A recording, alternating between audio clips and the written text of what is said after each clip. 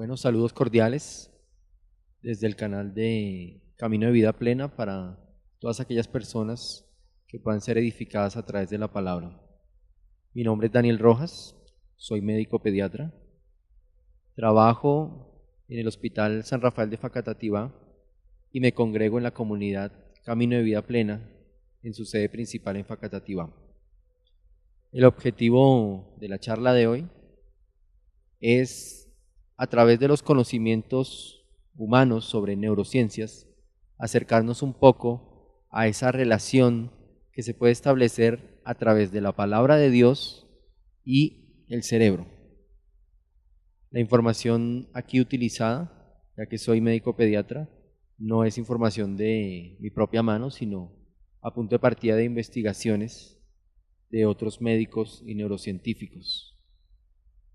Valga la claridad y valga la salvedad que escogemos la línea de la neurociencia que acepta que las estructuras cerebrales y todas las estructuras que están al interior del encéfalo tienen el sustento de la parte humana espiritual, almática. Y vale la pena aclarar que hay corrientes científicas que no admiten en absoluto esta validez, esta teoría, esta forma de ver al cerebro. Lo ven sencillamente como un conjunto de órganos, como un órgano, con un conjunto de funciones muy competitivas, muy cruciales, pero sin embargo no admiten que el cerebro sea el órgano que sustente como tal la porción almática del ser humano.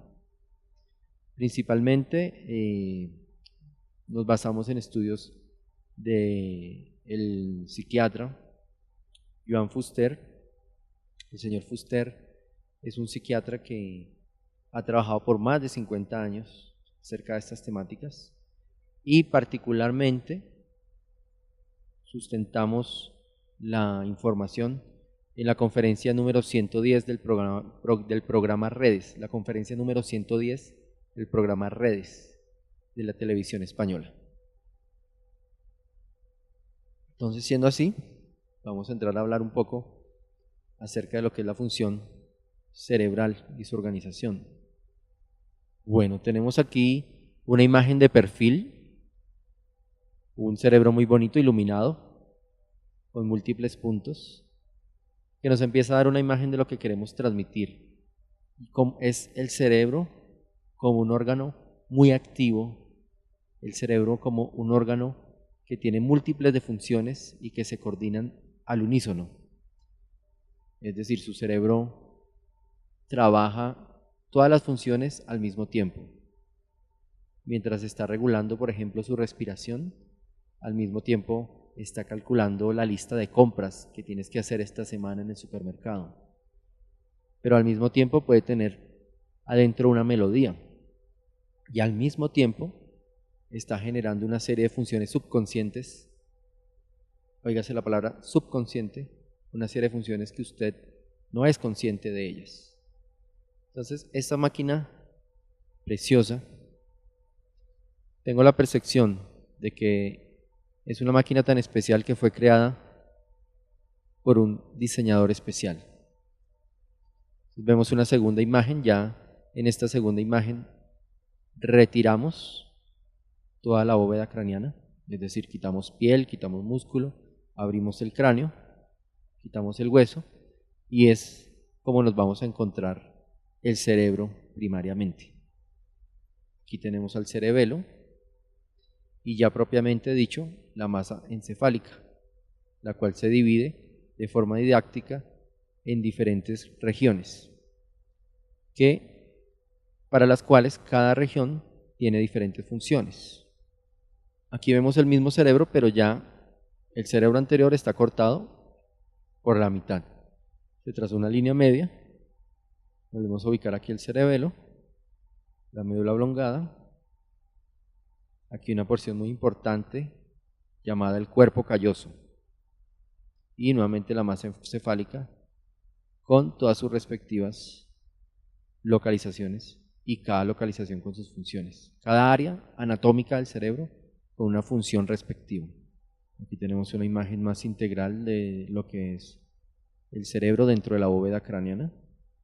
Dentro de su cráneo está resguardado el cerebro y se evidencia uno de los elementos biológicos, que es que cada órgano cumple una función respectiva y parece que todo fue diseñado con un propósito. Entonces, este esqueleto duro que cubre nuestro cerebro, al parecer fue diseñado precisamente para proteger un órgano supremamente importante. Dando una revisión rápida, quiero llevarlo a que usted analice cómo hay estructuras vitales dentro del cuerpo humano que tienen dentro de su diseño una caja que los protege. Por ejemplo, el corazón. Usted se coloca la mano en el corazón, ¿cierto? La tiene en el pecho. Inmediatamente, al palpar, se da cuenta que está protegido por la caja torácica. El tórax, las costillas que forman la caja torácica, protegen el corazón y los pulmones. Asimismo, la pelvis, me estoy refiriendo a la cintura, protege también órganos intraabdominales, dentro de ellos los órganos sexuales. Entonces fíjese cómo todos los órganos del cuerpo están diseñados de una manera específica, de una manera especial, mediante la cual reciben una función de protección ciertos órganos que resultan más vitales. Todo tiene un propósito.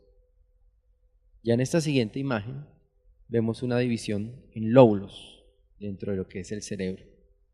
Cada lóbulo está dividido con donde se reconocen diferentes funciones. Estas funciones, vuelvo y repito, son integrativas, es decir, no es que una porción de su cerebro funcione independientemente de las otras. Todo lo contrario, todas las funciones se integran. Pero para hacerlo más didáctico, para hacerlo más dinámico, la forma como el hombre ha pretendido estudiar el cerebro es a través de una forma más básica. Entonces, aquí tenemos el lóbulo frontal. El lóbulo frontal, que es muy importante, por ejemplo, en los ejercicios matemáticos. El lóbulo frontal, que tiene que ver mucho con la memoria, tiene que ver con la conducta, tiene que ver con la disciplina. El lóbulo parietal, que está inmiscuido en funciones del lenguaje, en el área musical, en funciones más dinámicas de la comunicación, todo aquello que tiene que ver con el lenguaje. El lóbulo temporal también tiene mucho que ver con la comunicación, con las áreas de Broca, de Wernicke, de las cuales hablaremos más adelante.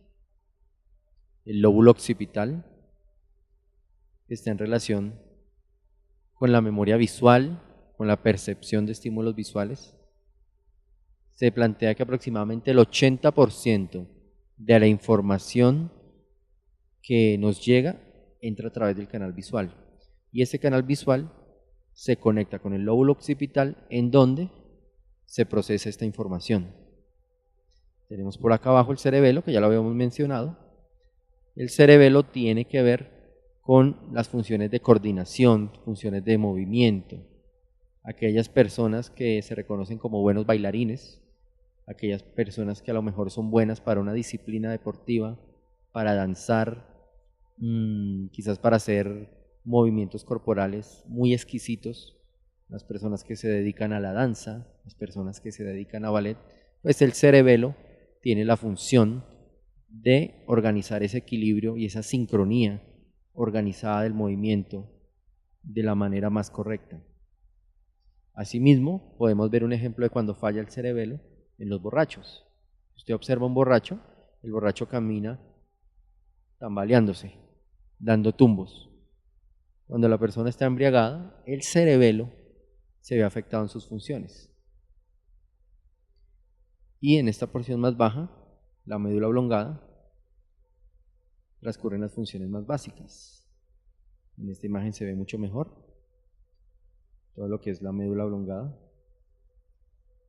Esta porción marcada con el número 9 conecta directamente con la médula espinal. La médula espinal está protegida dentro de sus vértebras. Pues la médula espinal está uniendo el cerebro con otras porciones. Está uniendo el cerebro con el resto del cuerpo. En todo este transcurso viene la médula espinal, y de la médula espinal salen nervios que recorren bilateralmente de lado a lado, tanto al lado izquierdo como al lado derecho, y van inervando absolutamente todas las porciones corporales. El cerebro va a ser el regulador de todo el cuerpo, de todas sus funciones, y la médula espinal es como un hilo conductor que permite llevar la información del cerebro a nivel de todo el cuerpo. Y al mirar todas estas estructuras, la forma como están conectadas, la forma como están organizadas, el diseño, me hace recordar el Salmo 86:10, que dice: porque tú eres grande y hacedor de maravillas, solo tú eres Dios. De tal manera que el ser humano fue dotado de una estructura sofisticada, especializada, con capacidad en el control de todo el organismo, participa en el crecimiento, en la regeneración, la remodelación corporal, la plasticidad, la dirección, la coordinación, la memoria, el lenguaje tanto interno, lenguaje corporal, como el lenguaje externo. Las funciones del cerebro coordinan billones de neuronas interconectadas de forma muy rápida, regulando desde las funciones vitales más básicas, como sus latidos cardíacos, funciones vitales como su respiración. Cuando usted duerme, usted no tiene que pensar para que su corazón lata. Cuando usted duerme, no tiene que pensar para que sus pulmones sigan trabajando. Sencillamente estas funciones las regula el cerebro. Regula estas funciones tan básicas y asimismo regula funciones sumamente complejas. Aquellas personas que desarrollan su potencial cerebral, que caminan por el fuego, que soportan un inmenso dolor, que son capaces de atravesarse con clavos, atravesarse con objetos filosos. Todas estas funciones tienen sustento en el órgano que, a mi modo de ver, Dios colocó para cada uno de nosotros. Y ese mismo órgano que permite una conexión precisamente con lo que es el reino de Dios. El órgano que le permite a usted meditar la palabra, y el órgano que a través de la meditación de esa palabra empieza a regular una serie de funciones donde nos va a mostrar cosas, como dice la misma palabra, nos va a revelar cosas que aún no conocíamos. Entonces seguimos hablando de esta máquina preciosa que es el cerebro, que tiene un diseño excepcional. El cerebro, como ven en esta imagen me encanta, esta imagen es hecha por unos profesores que unificaron una parte artística y unificaron el querer mostrar cómo el cerebro trabaja todo al unísono, en donde se ven las diversas porciones del cerebro, pero podemos ver diferentes trazos que unen las diferentes regiones del cerebro. Dentro de estas regiones, digamos que la porción más desarrollada es la corteza cerebral. La corteza cerebral es la porción que sustenta la parte del ser, la parte del conocerse a sí mismo, la parte del ser consciente del ser humano. Y en esa corteza cerebral, que es esta parte que estoy señalando, se integran, digamos, todas las funciones más complejas. Entonces, yo puedo ver reflejado en una imagen como esta, como Dios es un Dios de orden, en donde las funciones más complejas, las funciones más sofisticadas, las dejó sustentadas en las porciones más altas del cerebro. Las más básicas las dejó aquí en lo más bajo, igual que la coordinación aquí con el cerebro. Pero fíjense cómo todo está interconectado, todo está iluminado y todas las funciones están interconectadas, de tal forma que la corteza se retroalimenta de todo lo que inmediatamente está debajo y de todas las porciones cerebrales de las cuales cada una tiene funciones específicas. Todo está sumamente organizado. Dentro de las funciones cerebrales tenemos las funciones de percepción, y cuando hablamos de percepción hablamos de los órganos de los sentidos. Entonces aquí tenemos una imagen haciendo un repaso de los órganos de los sentidos. Tenemos la imagen de los órganos de los sentidos: visual, gustativo, tenemos el olfato, tenemos el tacto, tenemos la función visual, la función gustativa y la función auditiva. Fíjense cómo son órganos sumamente especializados en sus funciones: los ojos, los oídos, el olfato, toda la función táctil, la función gustativa.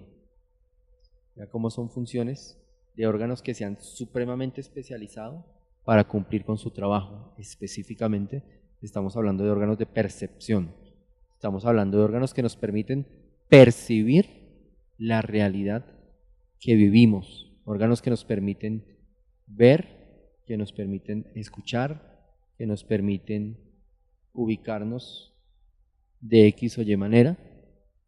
Cuando usted, por ejemplo, se coloca una prenda de vestir, hay una percepción táctil de la prenda de vestir. Pero note algo curioso: usted todo el día no es consciente de la ropa que lleva puesta. Entonces vea cómo el cerebro tiene una programación tal que hay pensamientos que en determinado momento son menos importantes y digamos que los anula o disminuye la intensidad de esos pensamientos. Y quiero aprovechar para decir que cuando hablamos de pensamientos, ¿cierto?, estamos hablando de toda aquella capacidad que tiene el cerebro de generar diferentes imágenes, audios, sensaciones complejas. Los pensamientos abarcan toda una serie de funciones cerebrales. Entonces aquí vemos una imagen donde se ve cómo se recoge la percepción y cómo hay una vía para devolverla. Es decir, aquí está la piel, aquí se señala la piel. Cuando usted recibe la mano, por ejemplo, de su pareja, de su esposa, de su novia, viaja a través de diferentes nervios hasta la médula espinal un estímulo. Ese estímulo llega al cerebro, se procesa y genera una respuesta que viaja por nervios eferentes. Este nervio eferente lleva la respuesta de lo que sucedió cuando usted recibió el estímulo en la piel. Viene atrás del nervio aferente el estímulo recibido. Estamos hablando que su esposa le tomó de la mano, su novia, su pareja, y se devuelve un estímulo de vuelta hacia el músculo. Puede ser que usted aprieta la mano de su pareja. Esto viéndolo de forma muy sencilla. Todos estos mecanismos, vuelvo y repito, son sumamente complejos, suceden al unísono, se van dando todos al mismo tiempo. Tenemos por acá otro sentido muy importante, el olfato. Vemos en la ilustración la figura de una persona oliendo una rosa, ¿cierto? Usted recuerda el olor de las rosas. Fíjese cómo se van integrando funciones, ¿no? Estamos hablando de la percepción, pero cuando yo le menciono a usted el olor de una rosa, inmediatamente llega a su cerebro ese sentido de olor y posiblemente usted en este momento tenga una sensación similar a cuando ha olido una rosa. Si le digo el olor de las fresas, si digo el olor del durazno, el olor de la piña, también olores desagradables como el olor de una alcantarilla, ¿cierto?, el olor de unos pañales sucios. Cada vez que voy mencionando algo, su cerebro inmediatamente lo lleva a usted a evocar, a recordar una de estas realidades. Y es que los órganos de los sentidos perciben, pero el cerebro empieza a crear como su propio banco de datos, empieza a almacenar cada vez que usted tiene un estímulo, ya sea por cualquiera de las vías. Y en este caso específico estamos hablando de la vía olfatoria. Y aquí hay una imagen microscópica donde se acerca a cómo funciona en su interior. Hay unas neuronas específicas que transmiten ese estímulo del olor al interior del cerebro. Allí vamos a encontrar una estructura que se llama el bulbo olfatorio, que se encarga como de procesar, digamos, estos estímulos, que finalmente, aquí en el cerebro vamos a ver todas las áreas que van a estar implicadas en almacenar, en guardar, en recordar, en evocar el recuerdo, en este caso específico del olfato. Lo mismo pasa con cada una de las percepciones. Cuando usted tiene un recuerdo visual, la imagen de una persona, cuando usted tiene un recuerdo incluso de cómo estaba la temperatura del agua en aquel viaje que realizó en familia. Son recuerdos que quedan marcados en la memoria. Aquí tenemos otro ejemplo táctil. Me gusta este ejemplo porque tiene que ver con algo que realiza y que se controla incluso desde el punto de vista espinal. Bueno, y estamos viendo cómo las funciones cerebrales ocupan funciones también dentro de los sentidos en la protección. Vean esta imagen, hay una vela encendida, la persona toca el fuego, viene ahí, se quema el dedo, ¿cierto? Y en la imagen se ve que retira el brazo rápidamente. Esta función, aunque si bien todo está coordinado por el cerebro, fíjense que esta función está regulada a nivel de la médula espinal. Hace unos cuadros atrás vimos la médula espinal. Entonces vea cómo hay funciones de las cuales el cerebro va dejando encargados a otros órganos, en este caso la médula espinal, y allí se da lugar a el reflejo de retirada. Entonces vemos también un ejemplo de cómo la parte táctil tiene mucho que ver con los reflejos, en este caso un reflejo de retirar rápidamente la mano para no sufrir más daño. Entonces vemos cómo todo tiene un sentido, una proporción del porqué de las cosas. Estamos hasta ahora entrando dentro de todos aquellos órganos que nos permiten percibir el mundo, percibir nuestra realidad, percibir todo aquello que nos rodea. Órganos de los sentidos que, según lo que perciben, es la información que va a quedar grabada en el cerebro. Entonces aquí vemos a esta muñequita con el oído. Vamos a hablar del órgano de la audición. El cerebro también se encarga de regular la audición y para esto tiene una vía auditiva, en donde hay varias estructuras que tienen que ver, ¿cierto? El complejo olivar, el núcleo coclear, el colículo inferior, el tálamo, el córtex auditivo, o sea, la corteza auditiva. Entonces, esto en general es como la vía que tiene que ver con el mecanismo de la audición. Entonces, en esta otra imagen vemos el procesamiento de la audición. Aquí está el oído. Esto es lo que vemos nosotros del oído habitualmente, la orejita, ¿cierto? El pabellón auricular, llamado el pabellón auricular. Y a través de esos canales, ¿cierto? Conducto auditivo externo, a través del conducto auditivo entra el sonido. El sonido va a mover al interior, en la membrana timpánica, una serie de huesecillos. Hay unos huesecitos muy chiquititos que están agrupados y estos huesecitos transmiten las vibraciones, ¿cierto?, de la membrana timpánica al interior del oído. Y esto se traduce posteriormente de forma neurológica en lo que conocemos como el sonido, la percepción del cerebro. Entonces fíjense que llega el estímulo, pero el órgano que lo recibe lo traspasa, lo transforma de tal manera que el cerebro tenga la capacidad de guardarlo, de almacenarlo, de comprenderlo. ¿De qué más se encarga nuestro cerebro? Del gusto. Entonces, cuando usted está saboreando un rico helado, cuando usted le invitan a almorzar, cuando usted saborea cualquier cosa o sencillamente se toma un trago de agua, usted puede diferenciar los sabores. Y en esta función gustativa también tiene que ver el cerebro. Esta información, pues, sencillamente la lengua tiene sus famosas áreas. No sé si tuvo usted la oportunidad alguna vez de hacer ese experimento de darse cuenta de cada área de la lengua, donde está el área del dulce, de lo amargo, de lo salado. Bueno, hay diferentes áreas para distinguir los sabores. Entonces, esta información también se transmite a través de las células gustativas hacia el cerebro. Entonces, fíjese como un mismo estímulo, por ejemplo, el agua, le puede usted percibir de diferentes formas. Entonces, ¿cierto? Cuando quito esta etiqueta, el sonido de la etiqueta, ¿cierto?, Cuando destapo la botella, el sonido, al mismo tiempo estoy viendo, ya estoy percibiendo el color, la textura, ¿cierto?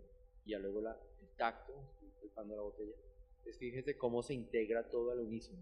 No es que la vista va por un lado, el oído va por el otro, el gusto va por el otro, no. Todo va junto, finalmente la voy a degustar.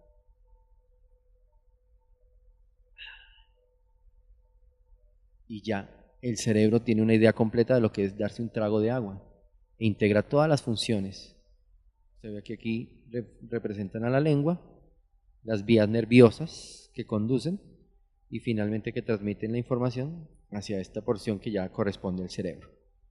Todas se asemejan en que está el órgano que permite percibir la información, las vías por donde viaja esa información y ya finalmente el cerebro que va a trabajar con esa información guardada, ya sea para almacenarla o para despreciarla, porque el cerebro no guarda todas las informaciones que llegan, sino que es muy selectivo y se queda con lo que te sirve y desecha lo que no sirve.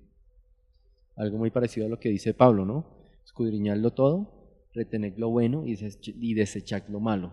Vemos que el cerebro trabaja así. El cerebro hay muchos pensamientos que desecha porque no te son útiles y hay otros con los cuales sí se quedan.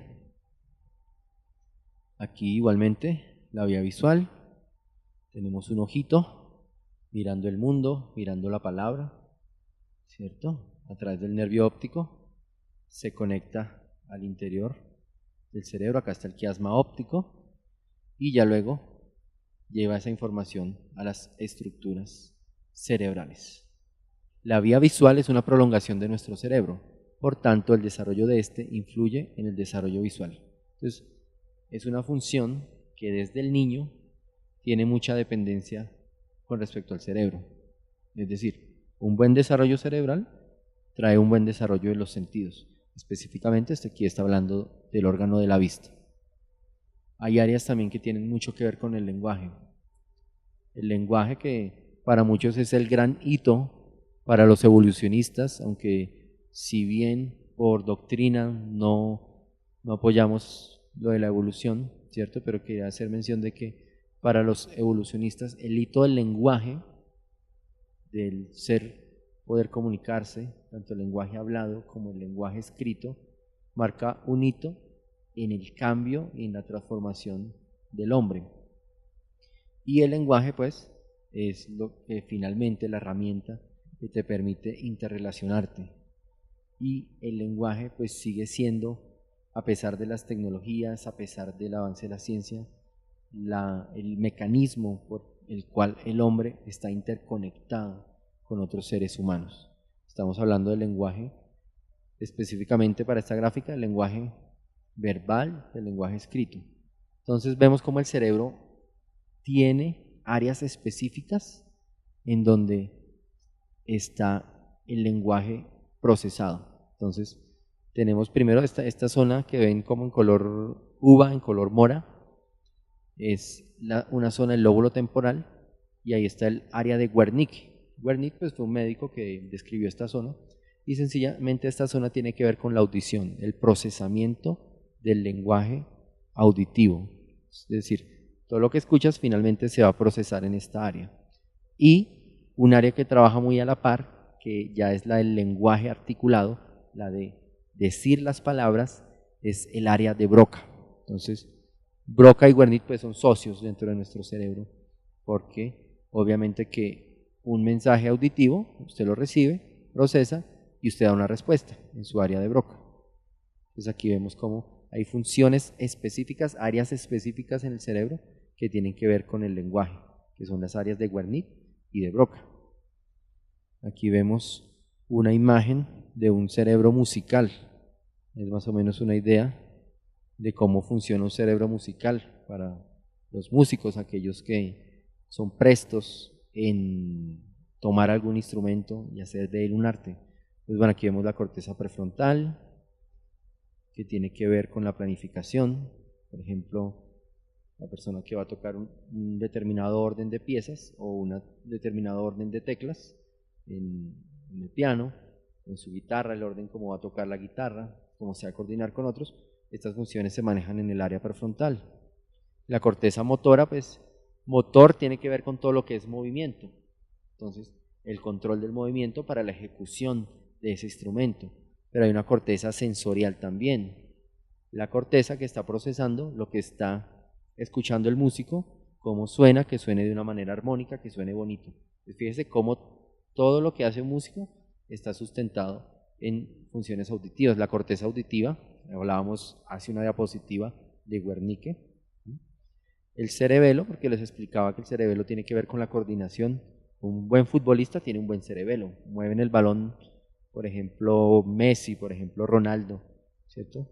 Son futbolistas que tienen una coordinación del balón excelente, tienen un cerebelo muy bueno. Y aquí la corteza visual, hablábamos del cerebro musical específicamente, entonces en la corteza visual pues el músico tiene que estar viendo lo que está tocando, el instrumento que está tocando, estar viendo a sus compañeros que vayan a la par, bueno, el que va llevando la pauta en la canción y demás. Entonces vean cómo esta imagen es muy bonita porque nos muestra cómo las funciones del cerebro son integradas, ¿no? Todo tiene su área específica, pero unas áreas se relacionan con las otras. Este es el diseño del cerebro. Aquí ya vemos específico, lo del cerebro musical, vamos a pasarlo rápidamente. Las diferentes áreas que habíamos mencionado. Y hay un área del cerebro, una porción relativamente grande, que se ocupa de la percepción de rostros. Fíjense cómo una persona generalmente te dice, yo no me olvido de una cara, yo no me olvido de un rostro, yo no me olvido de la cara de una persona después de que la veo. Y eso muy seguramente es muy cierto. Y es que el área del cerebro que se encarga de la percepción de rostros es un área bastante amplia. De hecho, hay una enfermedad que se llama prosopagnosia, que es una enfermedad que consiste en que la persona es incapaz de identificar, de reconocer rostros. Pero un ser humano tiene una gran capacidad de distinguir dentro de las diferentes variables, que si tiene la boca más grande, que si la nariz ancha, que si más pequeña, bueno, todas las características de un rostro, hay un área específica del cerebro para reconocer rostros. Vaya usted a reconocer el rostro de Dios, bueno, creo que esa función es muchísimo, muchísimo superior a meramente al área de reconocimiento de rostros. Entonces estamos hablando del área de reconocimiento de rostros, aquí la podemos ver en la imagen, todo el sombreado en rosa es el área de reconocimiento de rostros. Y a su vez, esta área está muy interconectada con otras áreas del cerebro. Volvemos otra vez a lo mismo, ¿no? Estamos hablando de un cerebro cuyas funciones no son independientes, cuyas funciones están interconectadas unas con otras, y asimismo lo que retroalimenta la información que va llegando, que se percibe, todo lo que se percibe a través de los diferentes órganos y sistemas de la percepción que hemos estado hablando, entonces luego llega al cerebro, hay un área específica que se encarga de ello, pero esa información a su vez tiene que ver con todas las demás áreas cerebrales. Y esto además ocurre en cuestiones de segundos rapidísimo, en milisegundos, en milisegundos. Bueno, además de las áreas que hemos hablado del cerebro, hay otras porciones cerebrales específicas para lo que es el procesamiento, el almacenamiento, el control, la respuesta ante las emociones. Vamos a hablar un poco también de las emociones. También se ha incorporado toda esta serie de funciones dentro de lo que yo llamo el gran diseñador del cerebro. Es decir, cuando yo empiezo a estudiar esta máquina con la cual contamos, yo no puedo negar que detrás del diseño de esa máquina tiene que haber un gran diseñador. Si bien hay corrientes que anulan totalmente el hecho de un diseño detrás de nuestro cerebro, cuando vemos el cerebro humano, yo no puedo dejar de observar, y vuelvo, insisto, para mí hay un diseñador detrás de esta maquinaria con sus diferentes funciones, con sus diferentes especificidades y con todo lo que es capaz de generar y de crear a través de esta preciosa máquina. Si bien sé que hay corrientes de la ciencia que anulan totalmente esta forma de pensar, entonces hay un área para el manejo del dolor conocida como el tálamo. Hay áreas que regulan la saciedad, la sed, la ira, la tristeza, la alegría. Y todo esto está integrado dentro de un sistema que se conoce como el sistema límbico. Y vamos a entrar a ver algunas imágenes del sistema límbico, que está muy cerquita de la zona que estábamos mirando, que regula el reconocimiento facial. El sistema límbico entonces integra todas estas funciones emocionales y fíjense cómo en este gran diseño la parte emocional no está quitada, sino que sencillamente está organizada. Hay un orden en él. Entonces, aquí vemos una imagen del sistema límbico, aparece en rojo. Fíjense que el sistema límbico aparece organizado inferior a las estructuras de la corteza cerebral. La corteza cerebral, ya les explicaba, es la parte más perfecta del cerebro, digamos la de las funciones que integran lo más complejo dentro del cerebro. El sistema límbico está intermedio, está al interior de la masa encefálica, es todo esto que vemos en rojo, pero está por dentro. Entonces, quiero hacer notar una cosa, la corteza está por arriba al mando y el sistema límbico está por debajo. Entonces, fíjense cómo el diseño perfecto es que las emociones quedan al mando de la corteza cerebral. O sea, la parte pensante gobierna sobre las emociones. No son las emociones las que gobiernan sobre la parte pensante. Si bien una emoción sí te aporta muchísimo en el momento de grabar una X experiencia. Porque si vives un momento de lo que llamamos felicidad humanamente, en compañía, no sé, de tus familiares, de tus seres queridos, de pronto quiero que evoques el momento de tu graduación, ¿cierto? Si estudiaste, el día de tu graduación, generalmente el día de la graduación resulta un momento muy emotivo, muy feliz, en donde sientes que coronaste, que llegaste a alcanzar una meta por la que trabajaste constantemente por mucho tiempo. Bien, ¿dónde queda grabada esa emoción, esa alegría o emociones contrarias? Ya es cierto, hablamos de emociones, lo que llamaríamos emociones negativas, un accidente, una lesión, un atraco, algo que te haya quedado muy marcado, pero que tenga que ver con un evento negativo, quizás una discusión muy fuerte con un familiar, con un amigo, la pérdida de un ser querido. Todo esto son emociones que van quedando grabadas y el sistema límbico es la parte del cerebro encargada de vincular estas emociones al resto del cerebro. Entonces, las vivencias, generalmente las vivencias que están asociadas a emociones, y cuando son emociones muy intensas quedan profundamente marcadas en el cerebro. Es por eso que la ciencia, por ejemplo, ha tenido que desarrollar lo que es la psicoterapia, ¿cierto? Un apoyo psicológico para aquellas personas que han tenido vivencias muy fuertes, que dejan marcas, dejan huellas profundas en nuestro cerebro, y como son huellas tan profundas porque están conectadas a un evento emocional muy fuerte, pues hay que empezar a trabajar con psicoterapia para la mejoría de esa persona y que esa persona vuelva otra vez a recuperarse. La tenemos igualmente en rojo, el sistema límbico, vea cómo conecta porciones tanto muy bajas del cerebro como otras estructuras intermedias y estructuras muy especiales. Dentro de esas estructuras vamos a ver lo que es el sistema endocrino y vamos a ver lo que es la hipófisis, la glándula hipófisis. Estoy buscando en este momento, acá está la imagen de la glándula hipófisis, vamos a ampliarla. Bien, entonces el sistema límbico tiene conexión con la glándula hipófisis. ¿Qué es la hipófisis? Digamos que dentro del cuerpo hay órganos con una función endocrina, es decir, producen hormonas. Las hormonas son sustancias que regulan dentro de nuestro cuerpo diferentes funciones. Por ejemplo, en el cuello tenemos la tiroides. La tiroides pues tiene que ver con el crecimiento. La tiroides tiene que ver con la respuesta al frío. Por ejemplo, cuando hace frío, pues la tiroides trabaja más, libera más hormonas tiroideas en respuesta al frío, ¿cierto? La tiroides tiene que ver con el estado de la piel, tiene que ver con el estado del cabello, que se mantenga bien implantadito, y regula, pues, en general el metabolismo del organismo. Hay otras glándulas como las suprarrenales que tienen que ver con el equilibrio sexual, con el equilibrio de los minerales de nuestro cuerpo, ¿cierto?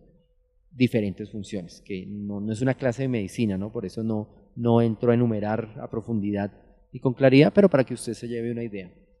Los órganos sexuales, los ovarios en la mujer, los testículos en el hombre, también son órganos endocrinos que liberan hormonas.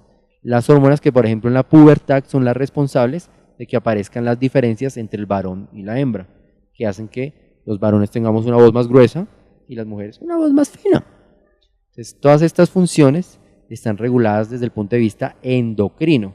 Usted se acuerda, el endocrinólogo es el especialista que estudia todas estas porciones y todas estas regulaciones del área endocrina.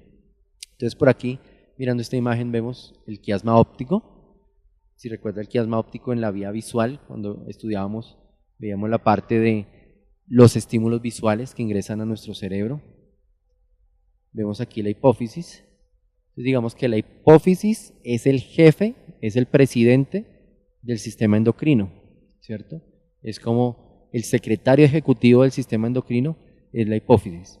A través de hormonas, que son sustancias que se liberan a este nivel, sustancias que van a la sangre, estas sustancias llegan a través de la sangre a los diferentes órganos y a las otras glándulas del organismo y las regulan.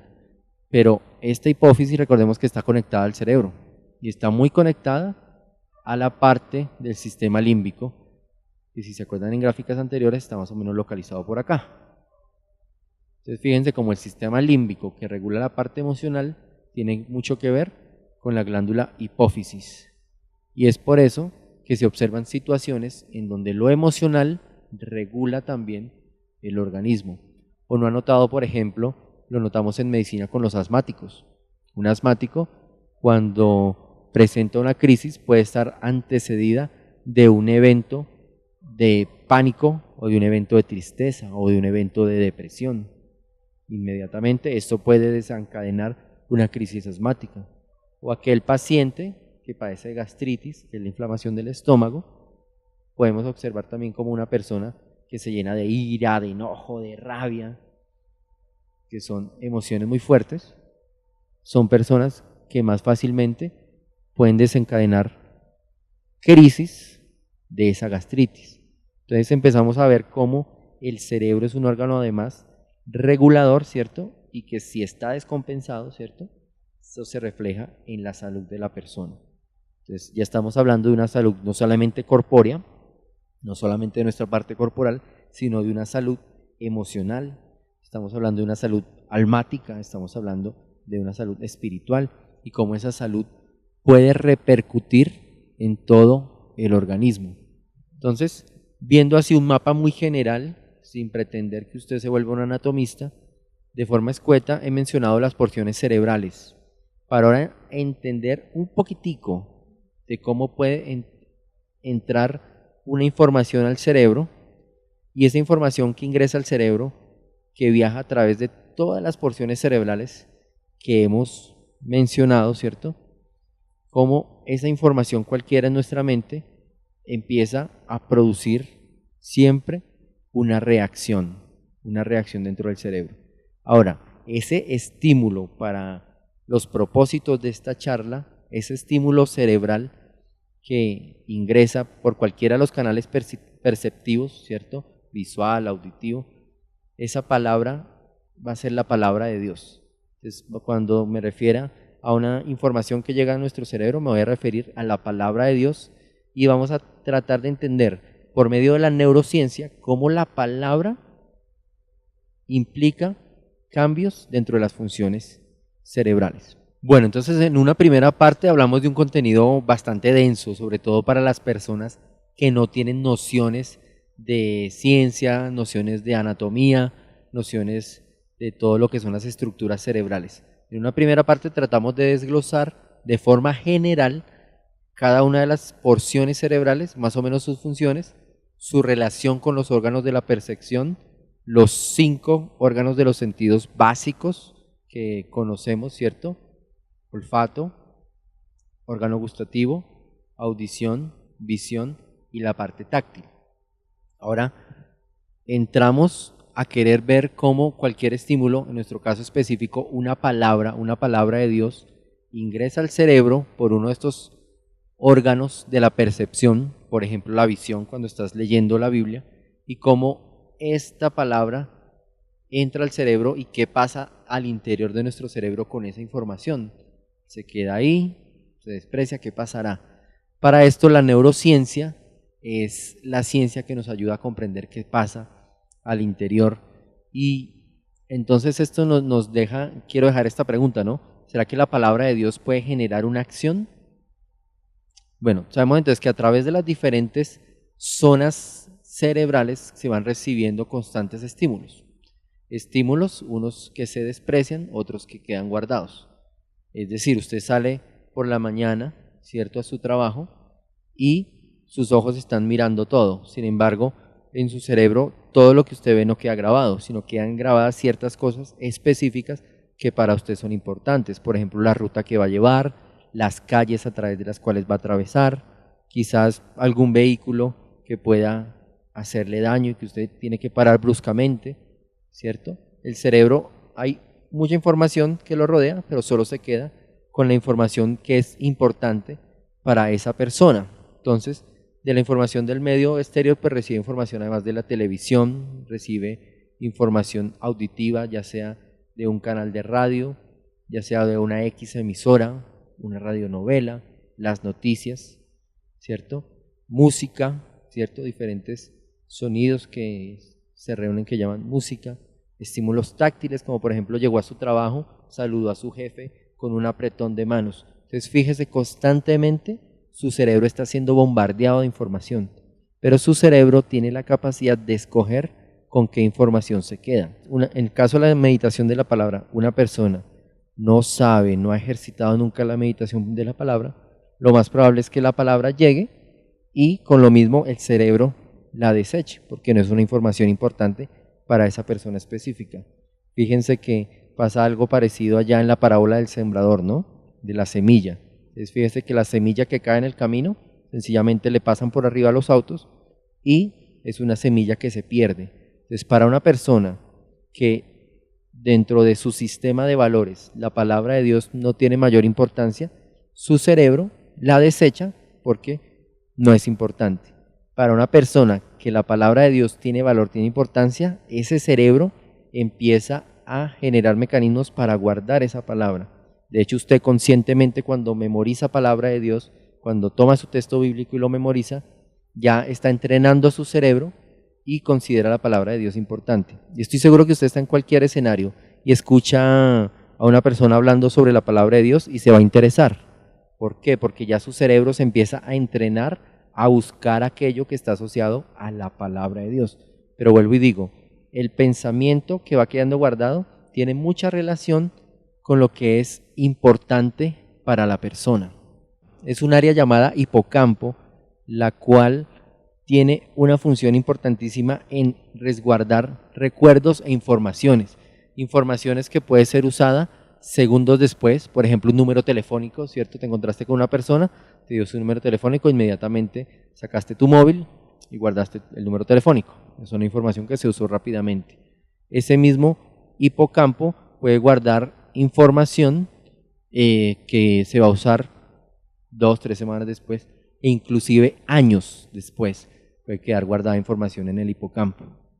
Entonces, el hipocampo es un área pequeña del cerebro. Vamos a verla. Aquí tenemos más o menos las estructuras que componen el sistema límbico, que explicábamos que el sistema límbico tiene que ver con las emociones, con la saciedad, con el hambre, con la sed, con el frío. Y una pequeña porción del sistema límbico es el hipocampo. Aquí tenemos la imagen del hipocampo señalado en azul. Fíjense cómo aquí hicieron un corte al interior del cerebro. Está el hipocampo es una estructura que está profundamente en el interior del cerebro y tiene esa función de guardar ciertas informaciones. El hipocampo se conecta con la corteza. Acá vemos el hipocampo y aquí vemos la corteza cerebral, el córtex. Vemos cómo está el hipocampo aquí abajo, la corteza arriba. Pues este hipocampo tiene la posibilidad de conectarse con la corteza, es decir, que un recuerdo que queda guardado en el hipocampo puede salir a la conciencia cuando el hipocampo conectado con la corteza cerebral da lugar a evocar ese recuerdo. Cuando digo evocar es recordar un X hecho, una melodía, una fotografía, una imagen, un sonido, un olor. Toda la información que adquiere nuestro cerebro desde nuestra concepción, la información transmitida generacionalmente, la información que recibimos por educación de nuestros padres, de nuestros familiares en nuestros primeros años, la educación que recibimos ya formal dentro de una escuela, un colegio, alguna institución educativa, la información que recibimos de amigos, de familiares, de vecinos, de las personas que nos rodean, las experiencias que vivimos, las experiencias más personales y también aquellas experiencias colectivas. Cuando hay una experiencia colectiva puede ser, por ejemplo, la elección de un presidente que influye sobre una gran cantidad de personas. Entonces, todas estas experiencias se suman y llevan a una programación cerebral. Programación cerebral. ¿Qué será esto de la programación cerebral? El doctor Brian Edwards, ¿cierto? A la derecha, y a la izquierda el doctor Greg Dunn. Son estas dos personas que se encargaron de realizar el bonito trabajo de ilustrar cómo funciona el cerebro. Bueno, resulta que la programación cerebral viene siendo algo así como el software que tiene el cerebro, solamente que el cerebro puede tener millones de software por la gran capacidad que tiene de conexiones y de crear redes neuronales. Estamos hablando un cierto lenguaje, cosas nuevas. Redes, bueno, una red, imagínese usted una red como una red del pescador, ¿cierto?, que lanza al agua, pues está conectada por muchas uniones entre sí. Estas uniones a nivel neuronal son las conocidas sinapsis. Entonces, una sinapsis sencillamente es la unión de dos o más neuronas. La sinapsis, aquí vemos una imagen de una sinapsis, está una neuronita comunicándose con otra neuronita.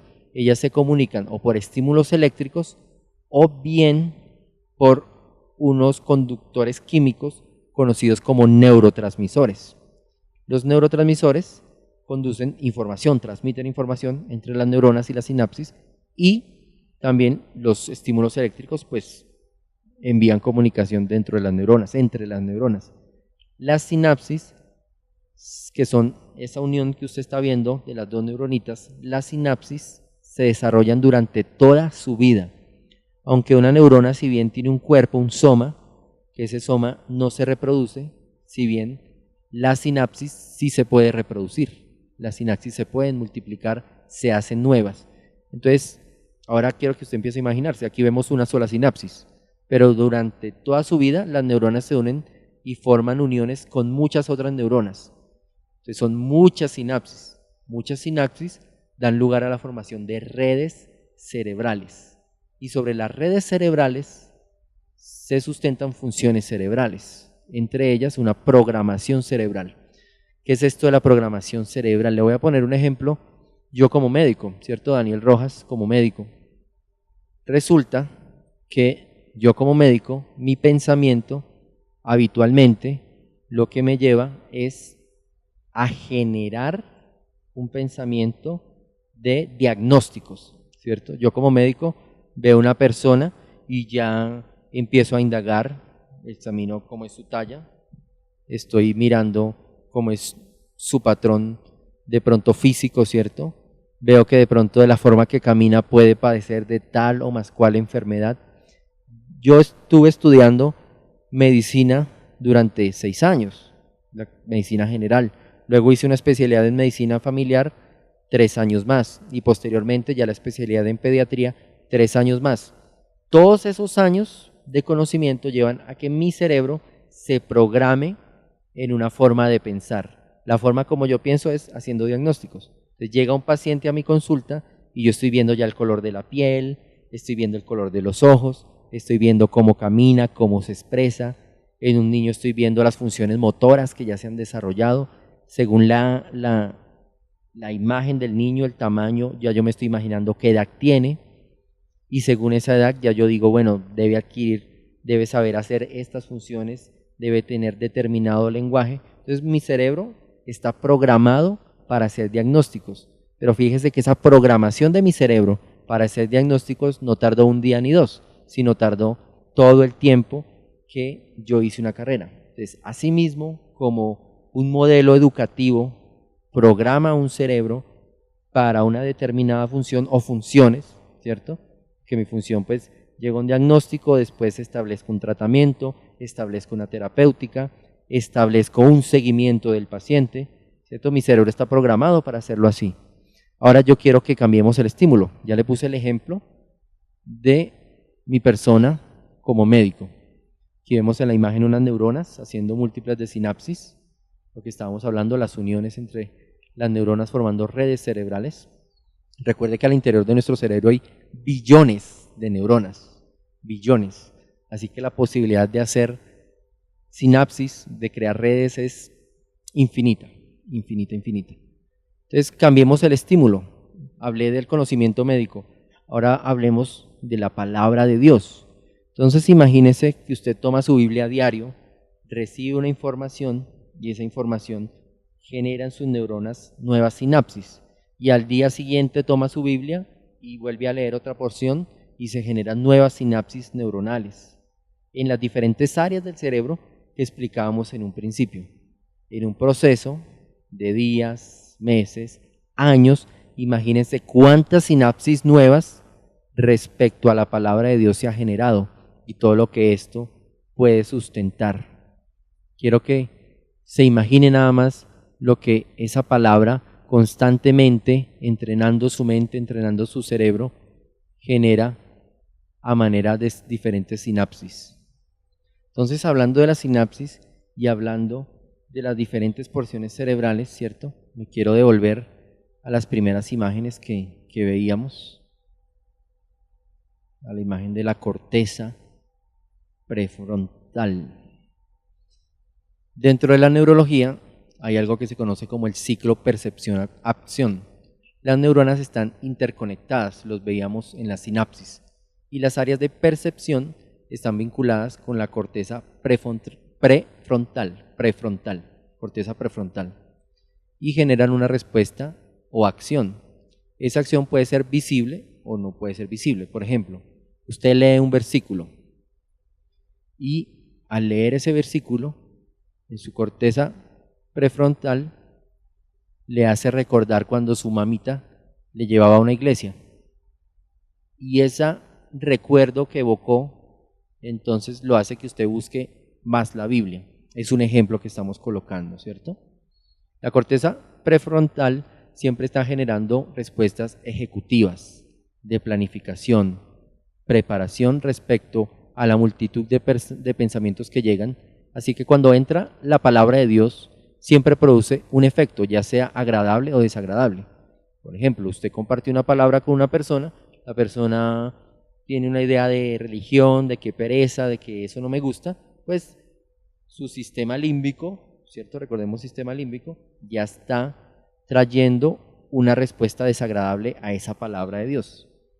Cosa contraria, la persona ya tiene tiempo conociendo la palabra y sabe que Dios habla a través de la palabra, entonces a lo mejor va a evocar un momento agradable a través de esa palabra que es compartida.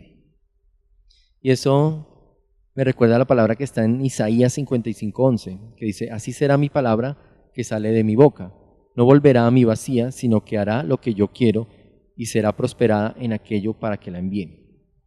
Entonces, retomando la corteza prefrontal tiene que ver con la planificación. Fíjense que en la Segunda Guerra Mundial, aquellos pacientes que sufrían daño en la parte frontal, en esa corteza prefrontal, perdían la capacidad de ejecutar tareas, no podían planificarse ni que iban a desayunar, almorzar o comer, no podían planificar tareas sencillas. La corteza prefrontal tiene que ver con toda esta parte ejecutiva, de desarrollar tareas, de cronogramas, de cómo usted va a espaciar su día, de, por ejemplo, vamos a grabar este video, cómo nos vamos a organizar. Todo eso tiene que ver la corteza prefrontal. Yo vuelvo, insisto, si la corteza prefrontal, siempre que empieza a recibir estímulos, genera respuestas, entonces, cuando hay una palabra de Dios, esa corteza va a desatar una acción. La respuesta a la corteza está condicionada por factores culturales, del conocimiento, ambientales, educativos, factores de enfermedades. Ya lo veíamos el ejemplo de los pacientes que sufrían una lesión prefrontal. O por ejemplo, una persona con un tumor en el área prefrontal se puede manifestar inicialmente con cambios en su comportamiento. Es así que una persona que habitualmente era organizada, puntual, disciplinada, cambia radicalmente por ese tumor cerebral que está afectando la función de la corteza prefrontal. Ese tumor cerebral entonces provoca que la persona cambie su estilo de vida, sea desordenado, indisciplinado, ya llega tarde, no le importa la forma como viste, no le importa si está desaliñado, porque ya estamos hablando de una enfermedad que está afectando esa corteza prefrontal. Entonces, a través de la sinapsis, volvemos a repasar, se van generando redes neuronales. Redes muy bonitas que podemos ver en estas imágenes.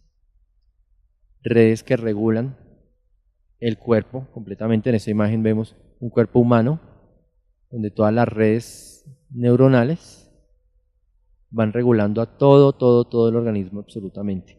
Incluso esta silueta nos dibuja algunas redes que salen por fuera del cuerpo de la persona. Estas redes representan esas conexiones que se hacen con otras personas, pero también aquellas conexiones que van, digamos, más allá de esta parte corpórea, de esta parte física. Entonces, sobre las redes neuronales se sustentan múltiples de funciones del cuerpo humano. Retomando la palabra de Dios, recordemos cómo corazón, desde el punto de vista bíblico, se describe como el let. El let es el corazón y el let es la mente. Entonces, si su mente es sensible a la palabra de Dios, su mente se va a comportar de una manera, de una programación. ¿Se acuerdan que hablábamos de la programación? Se programa acorde a la palabra de Dios. Entre más palabras reciba, esa programación se va volviendo más especial, más específica, va generando nuevas funciones dentro de su cerebro. Entonces nos recuerda esta palabra de Ezequiel que habla acerca del corazón, ¿cierto? Y ya podemos decir corazón, el cerebro, la mente, donde le dice Dios a su pueblo a través de Ezequiel: os daré corazón nuevo y pondré espíritu nuevo dentro de vosotros, y quitaré de vuestra carne el corazón de piedra y os daré un corazón de carne. Entonces podemos pensar que una mente sensible a la palabra de Dios es este corazón de carne, mientras que una mente que no acepta la palabra de Dios es aquella mente de piedra. El capítulo número 110 del programa de televisión Redes de la televisión española, se lo recomiendo que lo busque por internet y se lo vea. En ese programa nos hablan acerca de todas estas cosas que hemos estado tocando aquí.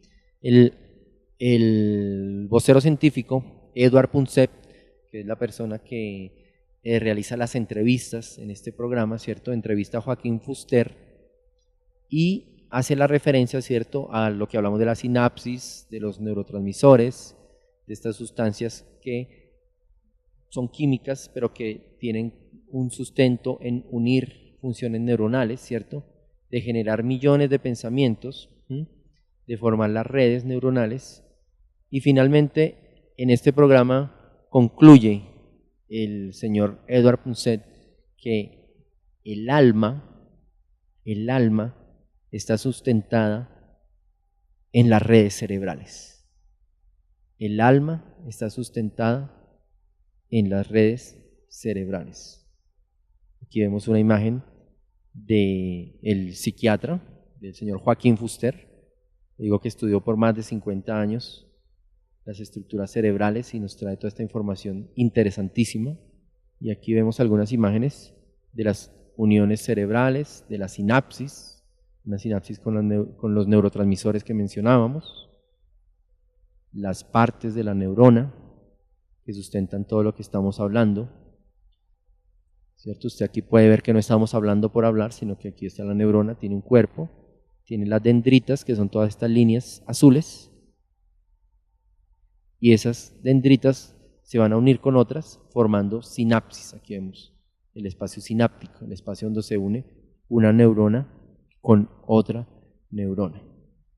Entonces podemos también decir respecto a las redes y específicamente la corteza prefrontal y sus funciones, que la corteza prefrontal nos permite planificar un proyecto de vida, generar planes de lectura bíblica, nos permite crear estrategias para memorizar la palabra de Dios.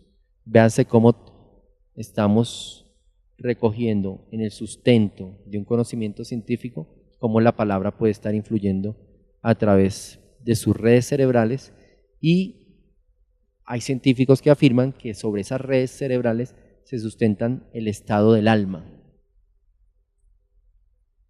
Por muchos años, científicos, neurólogos, neurocientíficos, observaban con curiosidad de dónde es que estará el alma metida, ¿cierto? Estará en el corazón, estará acá arriba en el cerebro, pero ¿en qué parte del cerebro? ¿En el lóbulo frontal o en el occipital o está en el interior en el sistema límbico? Bueno, pues resulta que afirman los neurocientíficos que el sustento del alma son las redes cerebrales. Y pasamos a un tercer punto que habla de si esas redes neuronales pueden generar cambios en el cuerpo. Primero veamos si la palabra de Dios puede generar cambios a nivel cerebral, y vimos todo lo que se ha estudiado otra vez y acerca de las redes cerebrales. Y ahora queremos indagar acerca de si la palabra puede generar cambios sobre el cuerpo humano. Y vamos a retomar unas imágenes que vimos en la primera parte de la charla sobre el sistema límbico. ¿Se acuerdan que el sistema límbico tiene que ver con las emociones? Aquí tenemos el sistema límbico. Nótese que si el cerebro tiene múltiples funciones y estructuras que están diseñadas específicamente para funciones complejas, eso nos da el sustento para reconocer, identificar y darnos cuenta que un pensamiento puede ser tan simple como una imagen, un sonido, una sensación o una palabra, pero al mismo tiempo un pensamiento puede ser sumamente complejo, y ese pensamiento puede reunir elementos visuales, auditivos, emocionales, musicales, temperamentales, emocionales, etcétera, etcétera, etcétera. Un solo pensamiento puede ser sumamente complejo. Y el componente emocional se sustenta neurológicamente en el sistema límbico. Yo no soy partidario de ser emocionalista. Ya explicaba en un inicio cómo las emociones quedan por debajo, supeditadas bajo la orden de la corteza cerebral. Entonces, manda la corteza y las emociones se sujetan a lo que manda la corteza. Ahora, hablábamos de que el sistema límbico está conectado a una glándula conocida como hipófisis. Y esta glándula es la encargada de la regulación de todo el sistema endocrino que hay a nivel de nuestro cuerpo. La imagen de la glándula hipófisis. La imagen de la glándula hipófisis. Entonces vemos conectada la glándula hipófisis, aquí chiquitica, señalada en este círculo blanco, aquí bien chiquitita. Voy a ampliarlo un poco. Ahí está la pequeña hipófisis. Entonces vemos cómo se conecta cerebro, sistema límbico, hipófisis. Y la hipófisis, esta glándula que regula todas las demás glándulas del cuerpo. Esta glándula libera hormonas, y las hormonas regulan las diferentes funciones del cuerpo. Entonces me atrevo a conjeturar y especular que si somos capaces de sintonizar las emociones adecuadas con la palabra de Dios, una palabra de Dios que va a gobernar la corteza, el resultado será una regulación neuroendocrina que pondrá a funcionar adecuadamente todo nuestro organismo, puesto que el control de la salud pesa mucho sobre las funciones cerebrales. Cerebro que no solamente regula de forma neuroendocrina, sino además por estímulos eléctricos que viajan por todo nuestro cuerpo a través de la red de nervios periféricos. Entonces vemos aquí una imagen del sistema endocrino, el cerebro, vemos una imagen del cuerpo de un hombre, la imagen del cuerpo de una mujer. El cerebro señala el hipotálamo, que está incorporado al sistema límbico, y la hipófisis. Y vemos las diferentes glándulas: tiroides, paratiroides, páncreas, suprarrenales, testículos en el hombre, ovarios en la mujer. Entonces, retomo la idea. Si este cerebro empieza a programarse neurológicamente por la palabra de Dios, y este cerebro programado por la palabra de Dios regula a la glándula hipófisis, esta glándula hipófisis a su vez va a regular las demás glándulas bajo la estricta orden de la palabra de Dios. Al ordenar las emociones, el ordenar el sistema límbico bajo la palabra no va a evitar que tengas emociones. Lo que va a permitir es que esas emociones estén organizadas con un modelo precioso, con un diseño original, en donde las emociones ya no son las que gobiernan tu vida, sino eres tú el que tiene el control completo de tus emociones y por ende del resto del cuerpo a través del sistema endocrino y a través, por supuesto, de toda la red del sistema nervioso periférico. Vemos aquí una imagen del sistema nervioso periférico, el cerebro conectado a la médula espinal y a todos los nervios que llevan información a todo nuestro cuerpo. Lo vemos en un cuerpo masculino y ahora lo vemos en un cuerpo femenino igualmente, una concepción igual de una anatomía muy similar. ¿Y puede acaso la palabra de Dios predisponernos a respuestas no conscientes?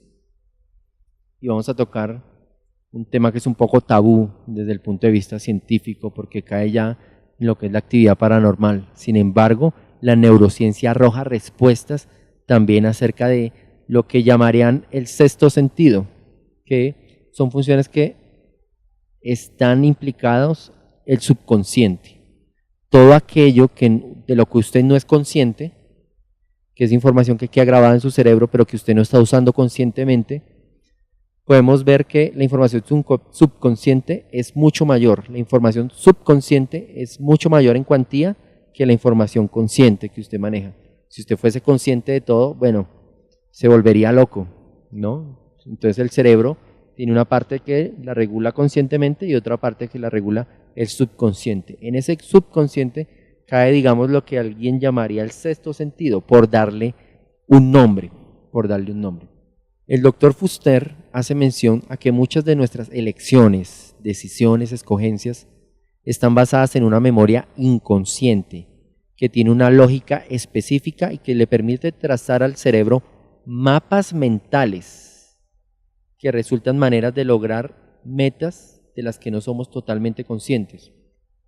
Según la información grabada en el subconsciente, será la respuesta y resultados conscientes. ¿Cuántas veces no te has preguntado por qué hice esto? ¿Por qué actué de determinada manera?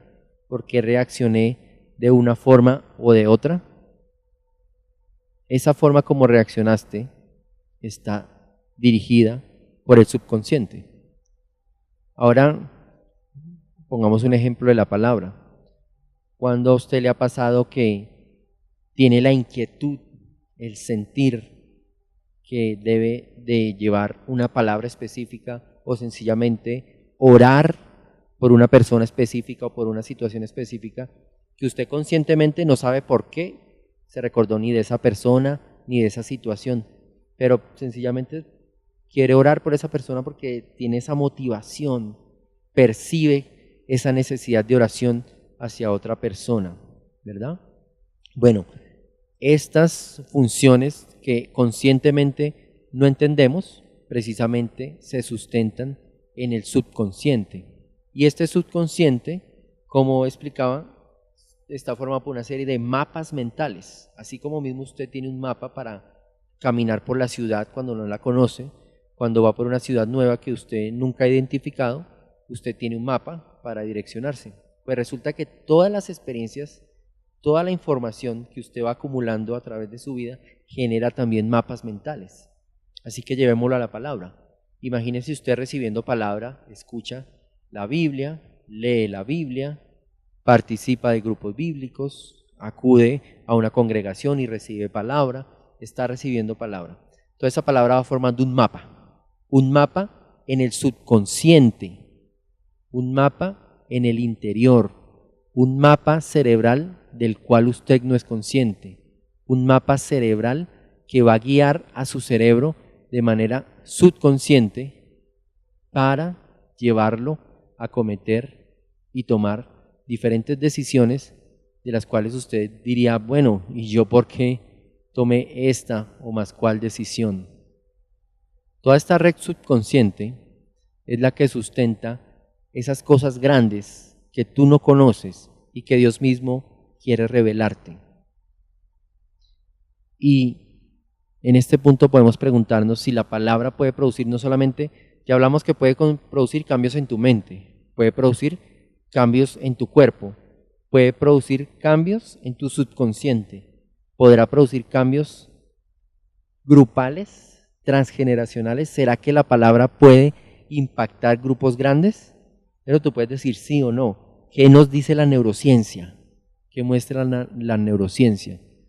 Y cuando tú te conectas con una persona específica que comparten de pronto una afición, vamos a hablar por ejemplo del fútbol, te reúnes con otra persona a ver un partido de fútbol porque a ambos les apasiona el fútbol y a lo mejor a ambos les gusta el mismo equipo de fútbol y comparten y se sienten bien y leen las estadísticas, se ven los partidos juntos.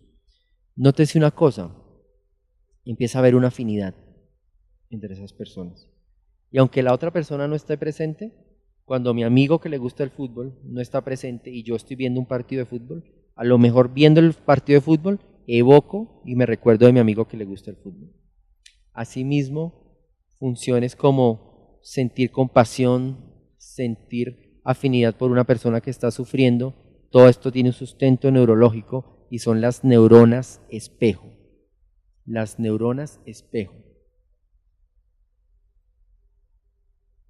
Entonces nos preguntábamos cómo puede generarse una afinidad entre una persona y otra.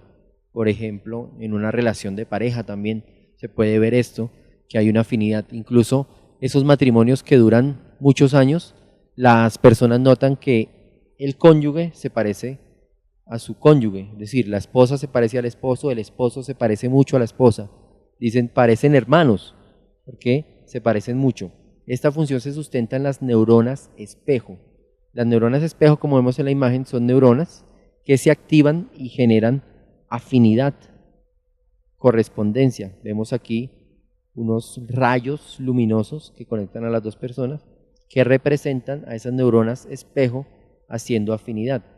Si estas dos personas fueran una pareja, un matrimonio, las neuronas espejas del uno, las neuronas espejo del uno, conectadas con las neuronas espejo del otro, van a irse aprendiendo unas con las otras, de tal forma que ese reflejo inicial, ese reflejo en el espejo inicial, se va a ir mejorando, se va a ir puliendo, se va a ir purificando. Y es lo que explica nuestra afinidad con los grupos y lo que explica esa necesidad del ser humano a no estar solo, sino a pertenecer a colectivos. Es por eso que usted se une a un partido político, es por eso que usted se une a una congregación, es por eso que usted es hincha a lo mejor de un equipo de fútbol. Toda esta información está sustentada en las llamadas, en las conocidas neuronas espejo. Aquí vemos otra imagen de muchas neuronas espejo conectadas y muestra cómo todas las zonas cerebrales se activan en función a las neuronas espejo. Esta maravilla que sustenta las relaciones humanas. Ahora imagínese usted afinar sus neuronas espejo en el espejo de la palabra de Dios. Que la palabra de Dios se vuelva el espejo por el cual sus neuronas espejo se vayan perfeccionando. Que el reflejo de Dios se vaya viendo cada día más en nosotros. Que el reflejo de lo que dice la palabra de Dios se vea cada vez más en nosotros. Entre más te mires al espejo de la palabra, más se va a reflejar en ti.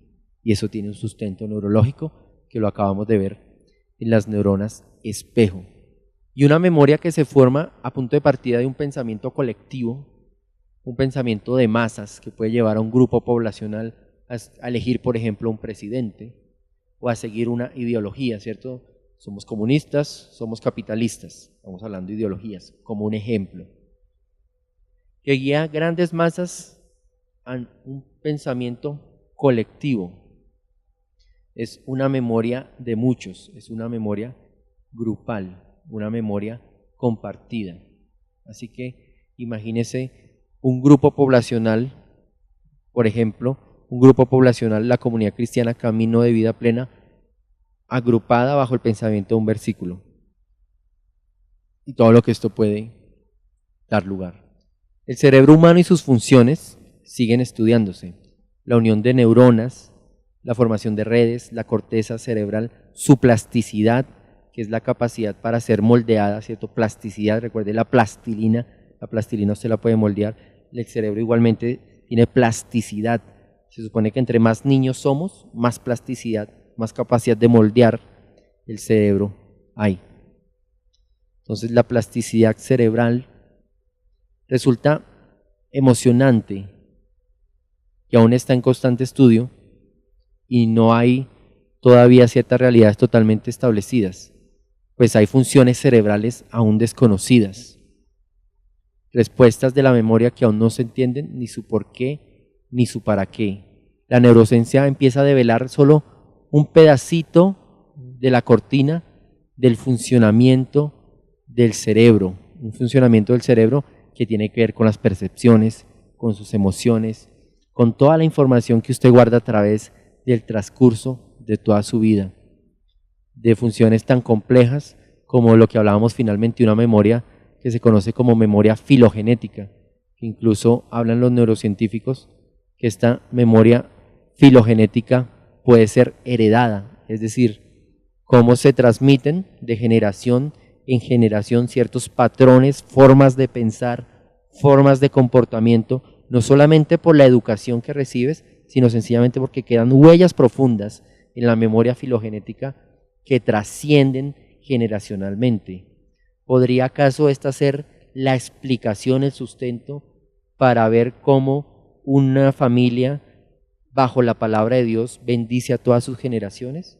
¿Podría explicarse a través de la memoria filogenética?